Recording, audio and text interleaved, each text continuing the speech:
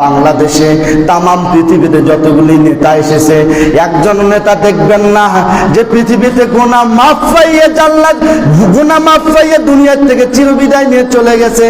এমন কোন নেতা নাই যারা জান্নাতের সার্টিফিকেট পৃথিবীতে নিয়ে চলে গেছে। আছে নাকি? কথা বলেন, কথা বলেন, আছে নাকি? নাই। কিছুদিন আগে একজন নেতা মারা গেল, ইন্তেকাল করলো, ইব্রাহিম রাইসি।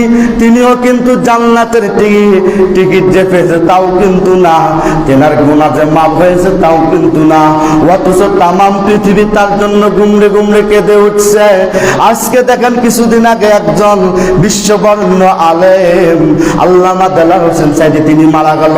তার জন্য সবাই কান্নাকাটি করছে, অন্য অন্য দলেরও লোক কান্নাকাটি করছে। কিন্তু দেখা গেল উনি যে গুনাহ মাফ পেয়েছেন, উনি যে জান্নাতের টিকিট পেয়েছেন, বাজান আপনারা বলেন যে উনি মাফ পেয়েছেন, জান্নাতের টিকিট পেয়েছেন, এমন কোন গ্যারান্টি আছে নাকি? কথা বলেন, কথা বলেন, আছে নাকি? আজকে আপনি আমি কার স্মরণে আপনার আমার জীবন দিতে চাই?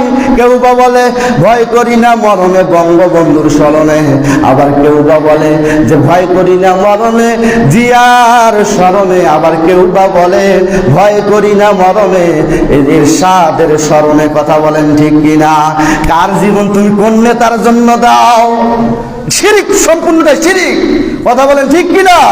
জীবন আল্লাহর, মরণ আল্লাহ, রিজিক দেয় আল্লাহ, হায়াত দেয় আল্লাহ।